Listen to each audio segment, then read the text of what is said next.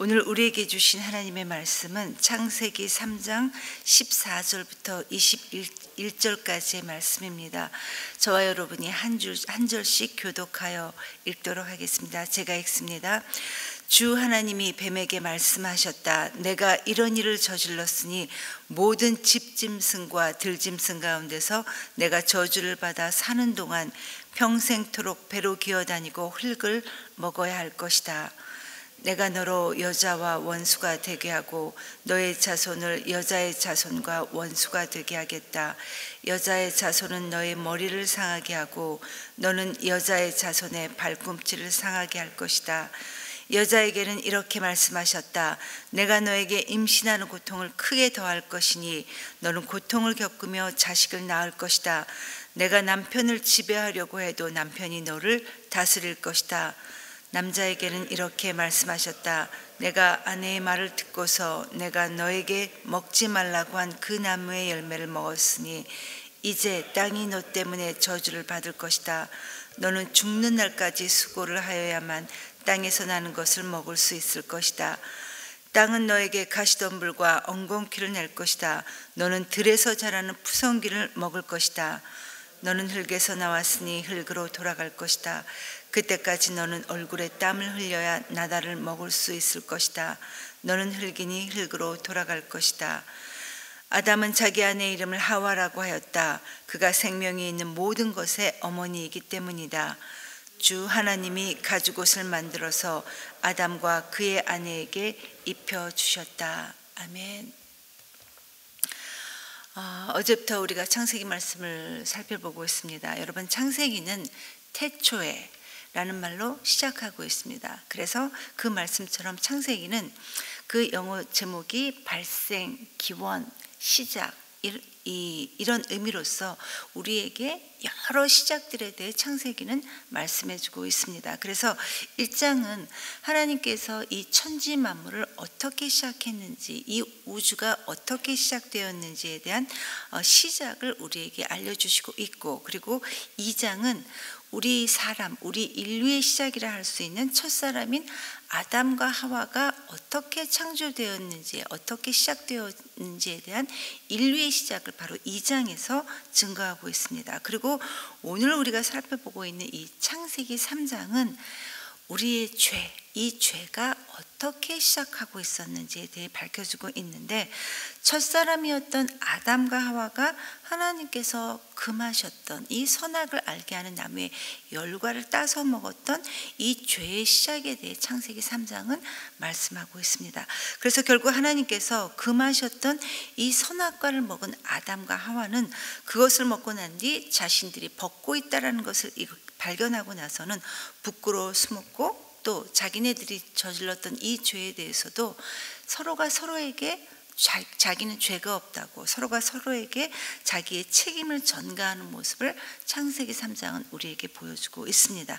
그리고 오늘 본문의 이 말씀은 이제 그 후에 이 일에 대해서 말하고 있습니다. 즉 아담과 하와가 범죄한 후에 하나님께서 뱀과 여자 그리고 남자 모두에게 벌을 내리시고 아담과 하와를 에덴 동산에서 바로 쫓겨내시기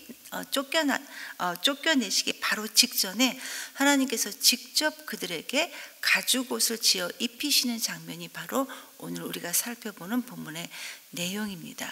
자, 그런데 여러분, 하나님께서 아담에게는 바로 이 직전에 내가 너희에게 먹지 말라 한 그 나무의 열매를 네가 먹었느냐라고 물어보셨고, 또 하와에게는 어쩌다가 네가 그 일을 그렇게 저질렀느냐라고 이렇게 물어보셨지만, 그러나 뱀, 즉 사단에게는 네가 이런 일을 저질렀으니 너는 저주를 받아 평생토록 기어다니고 흙을 먹어야 될 것이다 라고 정확하게 그 죄를 지적하셨습니다. 정죄하셨습니다.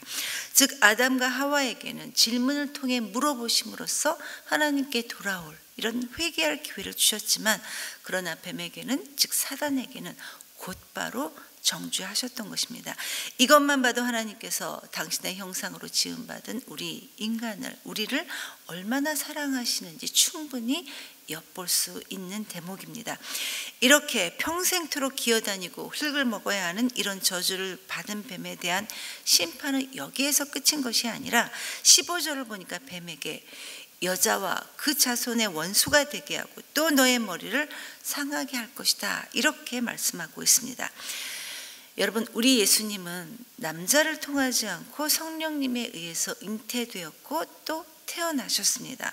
마태복음 1장에 보면 누가 누구를 낳고 누가 누구를 낳았다라는 이런 족보가 나오는데, 그런데 요셉은 예수를 낳았다라고 말씀하지 않고 야곱은 마리아의 남편 요셉을 낳았으니 마리아에게서 그리스도라 칭하는 예수가 나셨습니다 라고 이렇게 증거하고 있습니다.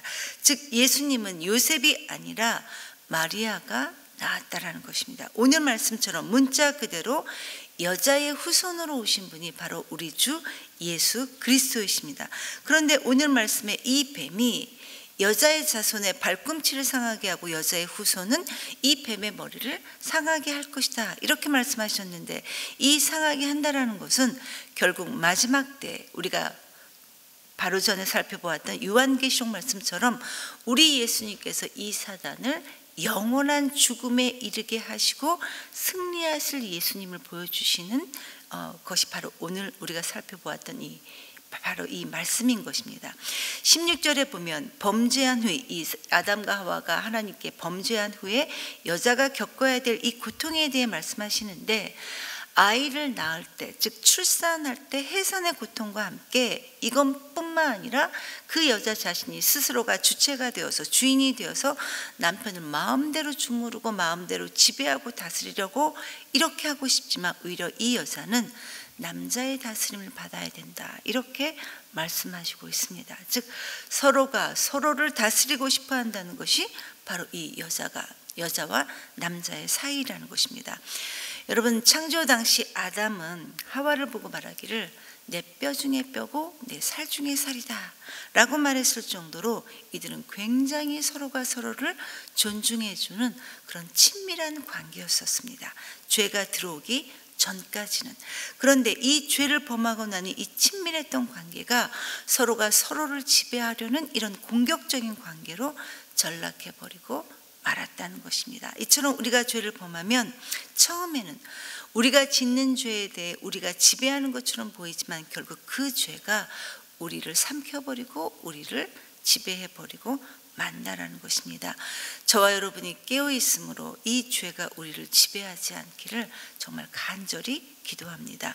그리고 범죄 후에 남자가 겪어야 될 이 고통에 대해서는 평생 동안 땀을 흘리고 수고를 해야 하는 것과 결국에는 흙으로 돌아가게 될 것, 즉 죽게 될 것이다, 이렇게 말씀하시고 있습니다.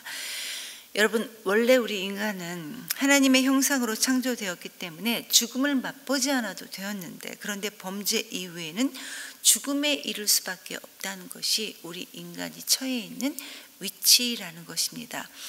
하나님의 창조 당시 우리는 완전한 하나님의 피조물로 창조되었고 또 에덴 동산의 모든 것을 다스리는 관리자로 있었을 정도로 아무런 고통도 없는 그야말로 완벽한 피조 세계에서 우리는 모든 것을 누리며 살아갔습니다. 그런데 아담과 하와, 이들의 범죄 때문에 큰 변화가 우리 인류에게 찾아온 것입니다. 그야말로 하나님의 완벽한 이 하나님과의 평화의 관계, 또 자연과 화목을 누리며 살다가 한순간의 죄 때문에 더불어 살아가던 이 자연으로부터도 해를 받게 될지도 모르는 이런 위협을 바로 아담과 하와가 처음으로 느끼며 살아가게 되었던 것입니다. 여러분, 지금 우리는 수많은 자연재해들을 정말 빈번하게 접하며 살아가고 있습니다. 며칠 전에도 제주도에서 지진이 일어났고 한 2주 전쯤인가요? 미국에서도 토네이도 때문에 100여 명이 넘는 사상자가 발생했을 정도로 엄청난 자연재해가 빈번하게 일어나고 있고 계속해서 일어나고 있습니다. 여러분, 솔직히 우리들은 자연과 화목을 누리며 살아가는 것이 무엇인지를 경험해 보지 못했기 때문에 어떻게 보면 자연으로 받는 이런 자연재해들을 당연하게 받아야 되는 것들로 받아들이며 살아가고 있는 것 같습니다. 그러나 하나님의 창조 당시 완벽한 하나님과의 평화, 이것을 누리며 살아갔었던 이 아담과 하와 입장에서는 자기네들이 저질렀던 이 한순간의 죄 때문에 하나님과의 단절이나 또 더불어 살아가던 이 자연으로부터 해를 받을지도 모르는 이런 위협을 느껴야 된다는 것은 아마도 그들에게는 엄청난 불행이었고 또 엄청난 위협이었을 것입니다. 그렇기 때문에 우리는 이 창세기 3장의 이 죄가 시작했던 이 사건이 우리 모든 사람에게 얼마나 큰 고통과 불행을 갖다 준 일인지를 깊이 깨닫게 되는 것입니다.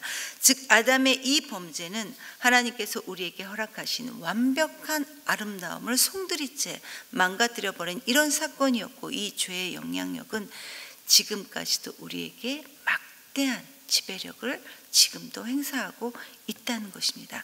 그런데 여러분, 이런 가운데서도 여전히 우리가 하나님의 사랑을 느낄 수 있는 것이 20절을 보면 아담이 자기 아내의 이름을 하와이다 이렇게 불렀는데, 그런데 이 말씀을 개역개정에서는 하와 앞에 작은 숫자 1이라고 쓰여 있고 그 설명으로 아래에 생명이다라고 설명이 나와 있습니다. 물론 세번역 성경에서도 생명이 있는 자의 모든 자의 어머니라 이렇게 말씀하고 있는 것처럼 하와라는 이름의 뜻이 바로 생명이라는 것입니다.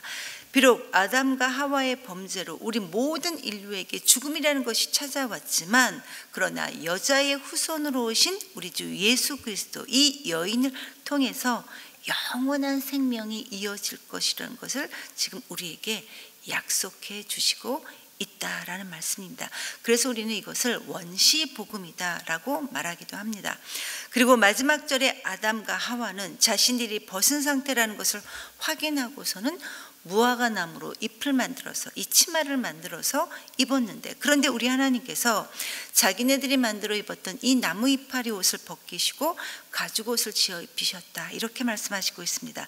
그리고 이 가죽 옷을 입히시기 위해 짐승을 잡아야 했던 이것이 바로 장차 오실 우리 주 예수 그리스도의 희생적 죽음을 예표하는 그런 사건이기도 합니다. 여러분, 우리가 죄를 짓게 되면 가장 기본적으로 우리에게 찾아오는 것이 부끄러움이고 바로 수치심입니다. 그렇지 않은 사람도 있지만 대부분의 경우는 그렇습니다. 그래서 아담과 하와는 그들의 벌거벗은 부끄러움과 이 수치심을 가리기 위해 나뭇잎으로 자기네가 치마를 만들어 입었습니다. 무슨 말씀입니까? 거룩하신 하나님을 우리가 인격적으로 만나게 된다는 것은 1차적으로 만나는 것이 하나님과의 만남이 아니라 바로 형편없는 적나라한 자기 자신과의 만남이라는 것입니다. 우리가 거룩하신 하나님을 만나게 되었을 때, 즉 인격적으로 우리가 주님을 만나게 되었을 때 벌어지는 일은 가장 먼저 깨닫게 되는 것은 바로 형편없는 자기 자신과의 실상이라는 것입니다. 자기 자신이 얼마나 추하고 초라한지, 그동안 자기가 얼마나 바르지 못한 삶을 살았었는지, 그야말로 자기의 지난 삶이 한 줄로 정리가 됩니다. 그리고 나서 하나님을 만나게 되는데, 자신의 삶이 이렇게 추하고 이렇게 형편없음에도 불구하고 여전히 자기를 찾아와 주신 그 하나님의 베풀어 주신 그 구원의 은혜가 얼마나 감사한지, 지금까지와는 다른 하나님, 내가 이제부터는 하나님 앞에서 이렇게 새로운 삶을 살아가겠습니다, 이런 새로운 삶을 살겠다고 결단하게 되는 바로 이것이 주님과의 인격적인 만남이라는 것입니다. 저와 여러분 모두가 바로 이 은혜를 받은 사람들이라는 것입니다. 성도 여러분, 원래 우리는 첫사람 이 아담에게 속해서 죽음이 왕노릇하는 이 사단의 권세 아래 있었지만, 그러나 이제는 여자의 후손으로 오신 우리 주 예수 그리스도께 속한 하나님의 자녀가 된 사람들이 바로 저와 여러분, 우리 모두입니다. 예수님께서 우리에게 직접 찾아와 주심으로 하나님께서 우리에게 직접 찾아와 주심으로 가죽 옷이 아닌 예수 그리스도의 의로 옷을 입은 사람들이 바로 우리 모두라는 것입니다. 이 놀라운 하나님의 은혜를 우리가 가슴 깊이 새긴다면 어떠한 상황 가운데서도 비록 그것이 힘든 상황이라 할지라도 우리의 삶에는 감사와 소망이 끊어지지 않을 것이고 우리의 삶 자체가 하나님께서 받으실 만한 산제사로 드려지게 될 것입니다. 오늘 하루도 다시 오실 주님을 기다리며 이런 은혜의 하루가 되기를 간절히 기도합니다. 이 시간 말씀을 기억하면서 하나님께 함께 기도하기 원합니다. 아버지 하나님, 아담과 하와가 모든 것을 하나님께로부터 완벽하게 받았음에도 불구하고 사단의 꼬임에 속아 죄를 범했던 것처럼 하나님 우리를 인도해 주심으로 베풀어 주신 하나님의 은혜를 기억할 수 있도록 주님 은혜를 베풀어 주시옵소서. 그래서 우리가 죄를 짓지 않고 살아갈 수 있도록 도와주시옵소서. 하나님의 자녀라는 분명한 정체성을 잊지 않도록 우리에게 분별력을 허락해 주시옵소서라고 기도하시고, 오늘은 교회를 위해 기도하는 날입니다.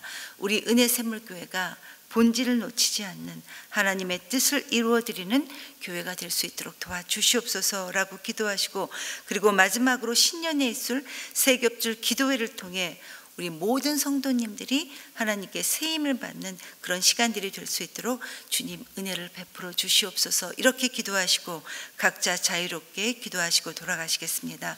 기도하겠습니다.